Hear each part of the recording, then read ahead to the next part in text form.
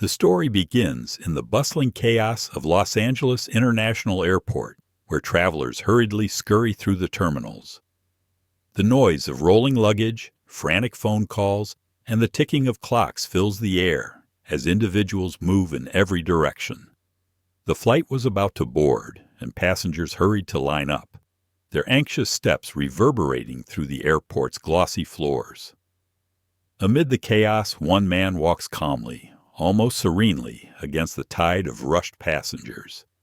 His attire is simple: a worn black t-shirt, faded jeans, and a pair of scuffed sneakers.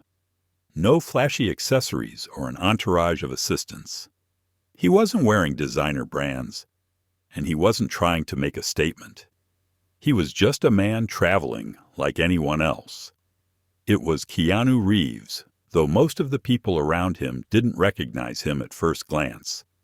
He moved through the airport like any other anonymous traveler, passing by a few who gave him curious glances, unsure of whether it could possibly be him. But most walked on without a second thought. However, there was something that stood out, something small but significant. A silver crucifix hung around his neck. It wasn't large or ostentatious. In fact, it appeared rather humble. But there was something about that small cross, a quiet weight of history, of meaning, that suggested more than what first appeared. Keanu approached the first-class gate, where the flight attendants were scanning boarding passes. He handed over his ticket with a gentle smile, waiting for the attendant's response. His name was clearly printed on the boarding pass, but the woman in front of him, whom we'll call Carla, looked at the ticket and then back at him. There was hesitation in her eyes, confusion flickering for a moment. Something didn't quite match the picture she had in mind. "Sir," Carla began, slightly furrowing her brow, "I think you're at the wrong gate. This line is for first-class passengers." Keanu, unfazed by the comment, smiled gently. "I'm at the right gate," he replied calmly. Carla, still uncertain, looked back at the boarding pass again. She double-checked it. His name matched the ticket. It was him, Keanu Reeves, the famous actor.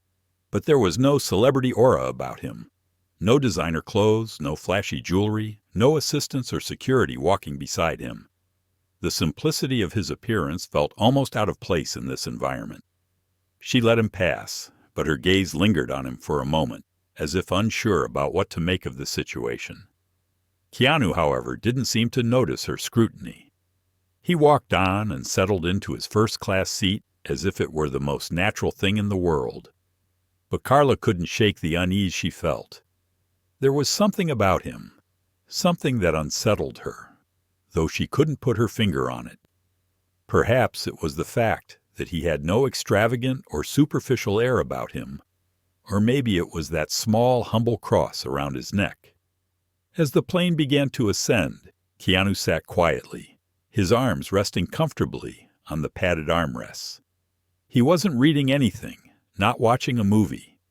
He simply sat still in the quiet, breathing evenly, absorbing the peaceful solitude that the flight had to offer.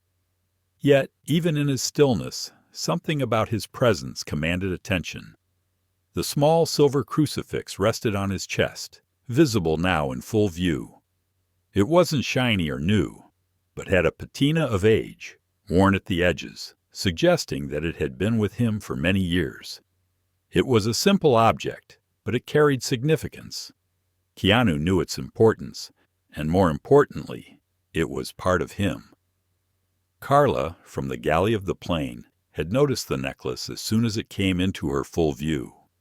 She tried to ignore it at first, but something about it unsettled her.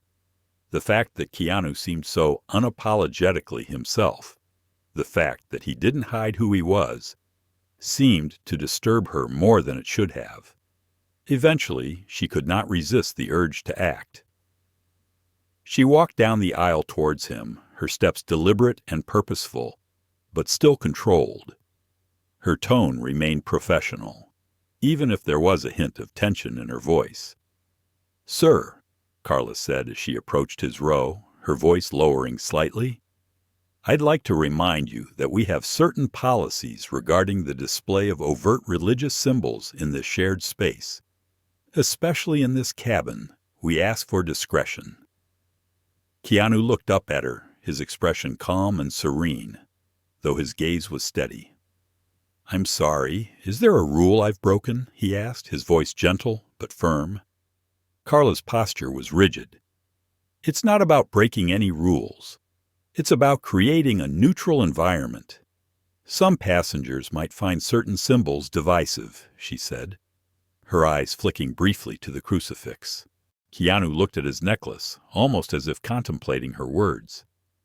"I've flown like this many times before, and no one's ever had an issue with it," he responded calmly.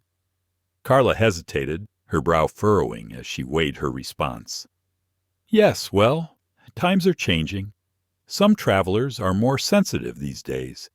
We just ask everyone to be considerate." She gestured vaguely toward the cross, as though the symbol itself were something to be avoided. "Perhaps you could tuck it in?" Carla suggested, her voice carrying a hint of distaste. Keanu remained unmoved. "This crucifix isn't a fashion statement. It's not a provocation," he said quietly. "It's part of who I am." Carla smiled tightly, but there was a coldness behind it, a professionalism that wasn't quite genuine. "Of course, and we respect that," she said, trying to maintain control. "We simply ask that passengers keep personal expressions discreet, especially in premium cabins." Her voice carried a passive-aggressive undertone now, and passengers in nearby seats began to sense the growing tension. A man across the aisle lifted his phone, casually pointing it in their direction as if recording the exchange. Keanu remained still, his voice calm but unwavering as he spoke once more. "With all due respect, I believe I'm being singled out here." Carla blinked, not expecting him to respond in this way. "Excuse me?" she asked, her voice a little sharper than before. Keanu's voice remained even, but there was a quiet power to his words. "If someone else were wearing a pendant with a tree, a star, or a stone, would you ask them to hide it?" Carla paused, unable to answer immediately. She was thrown off balance by his calm, logical response. "That's not what this is about," she finally said, but there was no conviction behind her words. Keanu's eyes locked with hers. "Then what is it about?" The silence between them stretched, thick and heavy, until Carla finally broke it. "I'll give you a moment," she said before stepping back, her face a mask of strained professionalism. Keanu leaned back in his seat, his hands resting on the armrests. The crucifix was still visible, undisturbed by the exchange. The atmosphere on the plane had shifted, and not just because of what had been said. There was an undercurrent of tension that had spread throughout the cabin, leaving a ripple of unease in its wake. As the minutes passed, the tension only deepened. Carla, standing at the back of the plane, felt herself growing frustrated. She had tried to control the situation, to make Keanu comply. But now, her authority was slipping. The words she had spoken earlier seemed to ring hollow in her mind. Keanu had quietly held his ground, but in doing so, he had exposed a deeper truth. It wasn't about what was around his neck. It was about how people viewed him. He had challenged the unspoken bias that she hadn't even realized was there. Carla had no idea what to do next. She hadn't expected this reaction. And now, as she stood in the galley, she felt a growing sense of shame. She hadn't just asked him to hide a necklace. She had asked him to hide who he was. The rest of the flight proceeded in a tense silence, punctuated only by the hum of the engines. Passengers spoke in hushed tones, and some couldn't help but glance toward Keanu, still sitting quietly in his seat. His demeanor had remained unchanged, calm, centered, and entirely unbothered by the controversy he had unintentionally stirred. The crew had their own roles to play, but there was a new dynamic now.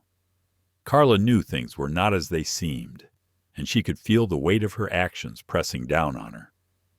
She had tried to enforce a policy, but in doing so, she had revealed something much deeper, a disconnect between what she had been taught to uphold and the reality of human connection. After some time, Captain Morales stepped into the galley, his calm presence immediately noticeable. The air shifted once again. The passengers could sense that something had changed. The captain listened to Carla's concerns, but when he spoke to Nicole, it was clear he wasn't on her side. Finally, Captain Morales approached Keanu's seat, his voice calm and collected. "Mr. Reeves," he said, "I understand there's been some disagreement. I want to make sure that everything is okay for you." Keanu explained his side of the story, speaking softly, yet with clarity. The captain listened attentively, and when Keanu was finished, there was no reprimand, no correction. Instead, the captain turned to Carla, asking her if Keanu had been disrespectful. Carla couldn't answer. She was too caught up in the gravity of the situation to offer any more excuses. The captain, understanding the importance of maintaining peace, made it clear that Keanu had every right to wear his necklace. As the flight continued, Carla stood at the back of the plane, her hands trembling slightly. She knew that things had changed, and the reality of what had happened was sinking in. Keanu had spoken truth, not aggression. He had defended who he was, and in doing so, he had revealed something far more profound than any symbol could carry. Weeks later, Carla recorded a video at home. The same small silver crucifix was in her hand, and as she spoke, there was a softness in her voice that hadn't been there before. She had learned something powerful about herself and the world around her. The moment on the plane had shifted something deep inside her, and now she could no longer hide from it. "I spent years believing that professionalism meant hiding who I was," she said, her voice steady but filled with meaning. "But this reminded me what it means to be human. Thank